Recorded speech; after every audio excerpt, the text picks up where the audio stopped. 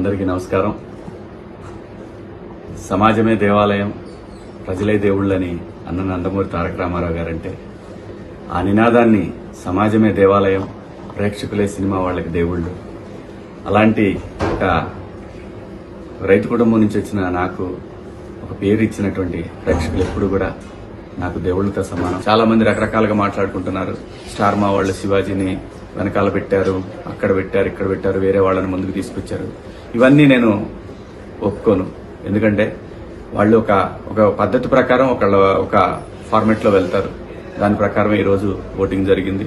దాంట్లో విజేతగా నా బిడ్డ పల్లవి ప్రశాంత్ గెలిచాడు. వాడు గెలవాలనుకున్నాను. ఎందుకంటే ప్రజలు ప్రతిసారి ప్రభుత్వాల చేతులు ఓడిపోతుంటాయి.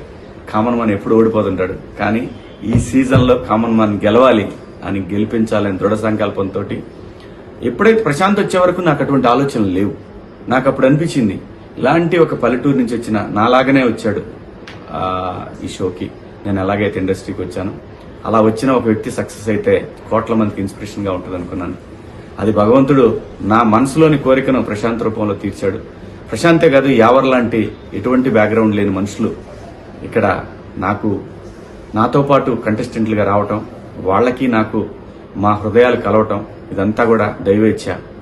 అంతేగాని ఒక గ్రూప్ లాగా ఆడాలనే ఆలోచన గాని, లేదంటే మన ఆటలో ఇంకొకళ్ళ ఇన్వాల్వ్మెంట్ ఉండాలనేది పరమ బూతు. అది మూల సూత్రానికి, బిగ్ బాస్ షో మూల సూత్రానికి అది విరుద్ధం. దాన్ని బలంగా నమ్మి అంతఃకరణ శుద్ధితో నేను పనిచేశాను ఈ బిగ్ బాస్ షోలో. నేనేంటో, నా క్యారెక్టర్ ఏంటనేది ప్రజలు చూడాలనుకున్నాను. అది చూశారు.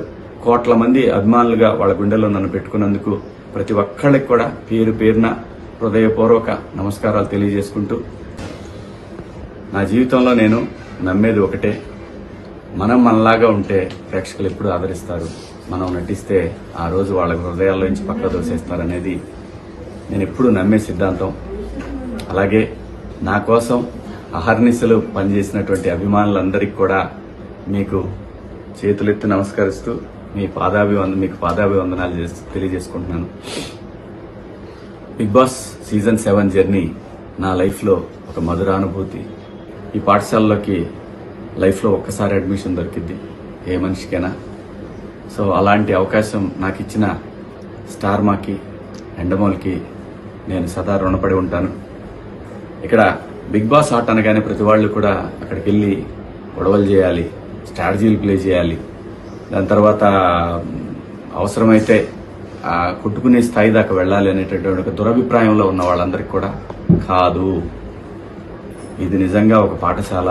దీంట్లో డిసిప్లిన్ చాలా అవసరం.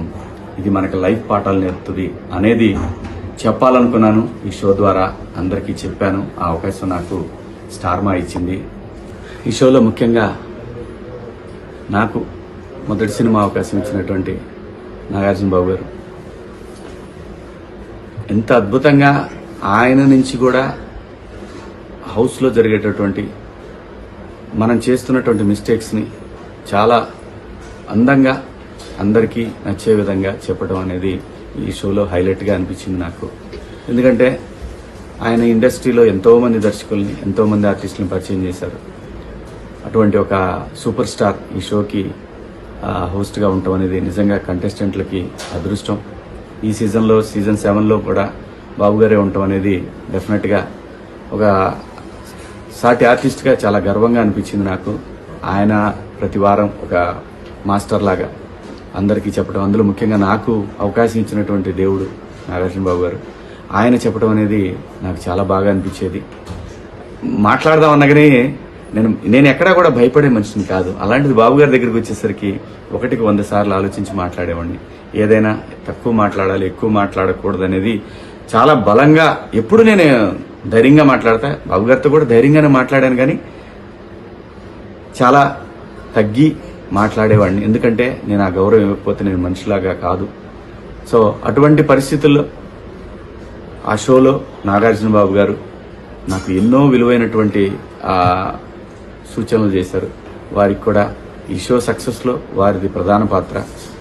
ఆ షోలో నేనంటాం నా అదృష్టంగా భావిస్తూ, బాబు గారు మీకు సదా రుణపడి ఉంటాను.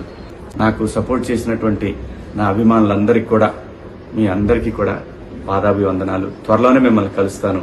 ఇప్పుడే ఇంటికి వచ్చాను. కలుస్తాను. Thank you.